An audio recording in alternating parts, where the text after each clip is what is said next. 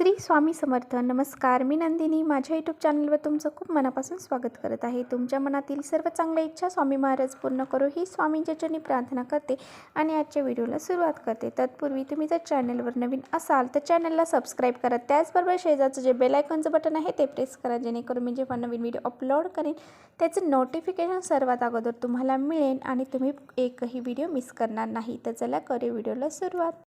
तर पहा, उद्या आहे गुरुवार. तर हा मार्गशीर्ष महिन्यातील चौथा गुरुवार आहे आणि त्याचबरोबर उद्या कालाष्टमी देखील आहे. त्यामुळे आपल्याला असा हा एक उपाय करायचा आहे. मुलांवरून आपल्याला अशी ही एक वस्तू ओवाळून टाकायची आहे, ज्यामुळे पहा सर्व विघ्न मुलांवरचे दूर होऊन जातील आणि मुलांचे रक्षण होईल.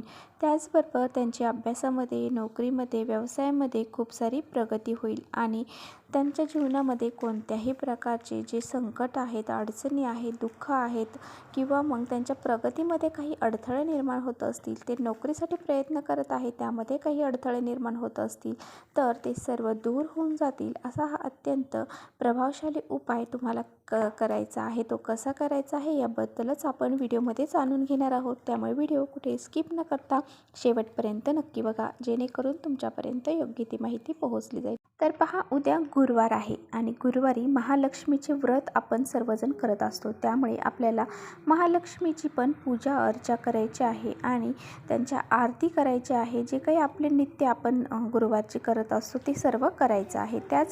तर उद्या गुरुवार देखील आहे. तर गुरुवार हा भगवान श्री हरी विष्णूंना समर्पित आहे. त्यामुळे आपल्याला भगवान श्री हरी विष्णूंची सुद्धा सेवा करायची आहे.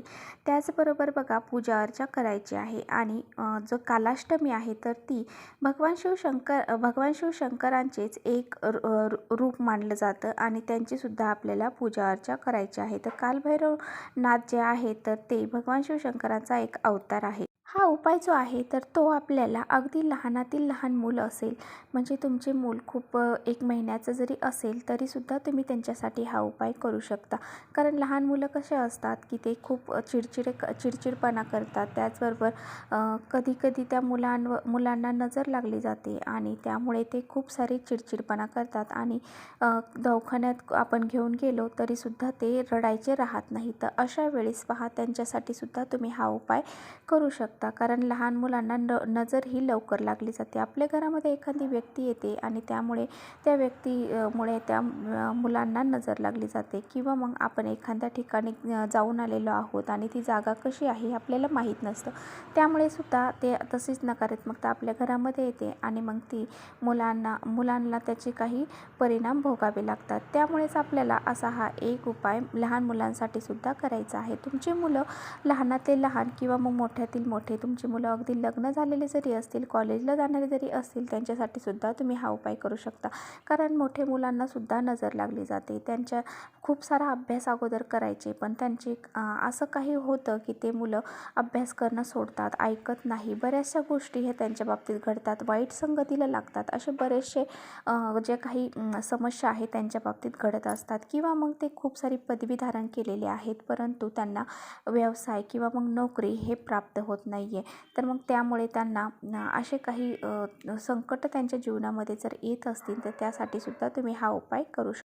तर उद्या आपल्याला कालभैरवनाथांच्या मंदिरामध्ये जायचं आहे आणि तुम्हाला जर विचित्र स्वप्न वगैरे पडत असतील किंवा मग तुम्हाला स्वप्नामध्ये भीती वाटत असेल तर तुम्ही उद्या कालभैरवनाथांची कालाष्टमी आहे, त्यामुळे तुम्ही उद्या व्रत देखील करू शकता. त्यांची पूजा अर्चा आपल्याला संध्याकाळी करायची आहे आणि त्याचबरोबर त्यांना नैवेद्यामध्ये जिलेबी अर्पण करायची आहे. तर पहा, आपल्याला मुलांवरून काय ओवाळायचं आहे, तर आपल्याला उपाय काय करायचा आहे. तर आपल्याला या उपायासाठी थोडीशी पिवळी मोहरी लागणार आहे. तर कालाष्टमीला पिवळ्या मोहरीचा उपाय हा खूप महत्त्वाचा मानला जातो. आता बघा, मुलांना आपल्याला एका आसनावर बसवायचं आहे. मुलांचा चेहरा हा म्हणजे त्यांचं तोंड हे पूर्व पश्चिम किंवा मग उत्तरेकडे असेल असं पाहिजे.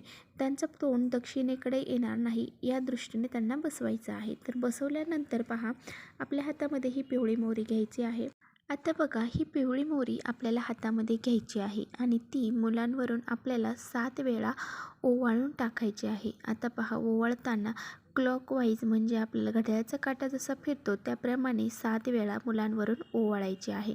आणि ही पिवळी मोहरी ओवाळल्यानंतर घराच्या बाहेर जायचं आणि ती घराच्या बाहेर आपल्याला टाकून द्यायची आहे. म्हणजे तुम्ही तुमच्या डस्टबिनमध्ये सुद्धा टाकून देऊ शकता किंवा मग एखाद्या झाडाखाली नेऊन टाकू शकता. आता बघा, तुमच्याकडे पिवळी मोहरी काही कारणास्तव नाही, तर मग तुम्ही तुमच्या स्वयंपाकघरामध्ये जी काळी मोहरी आहे ती घेतली तरी चालेल, परंतु जर पिवळी मोहरी असेल तर अतिउत्तम.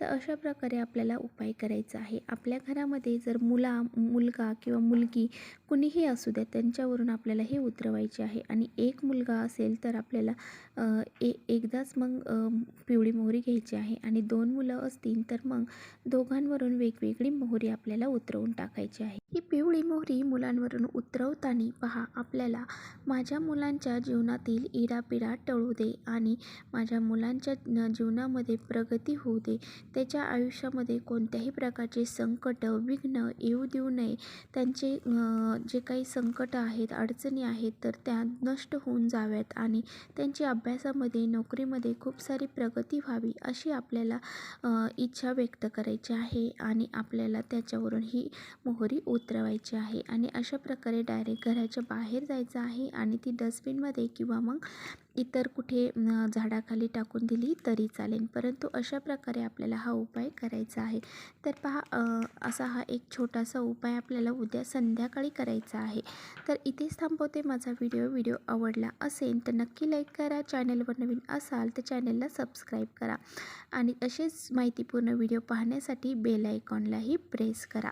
परत भेटूया अशा छानशा व्हिडिओसोबत. तोपर्यंत श्री स्वामी समर्थ.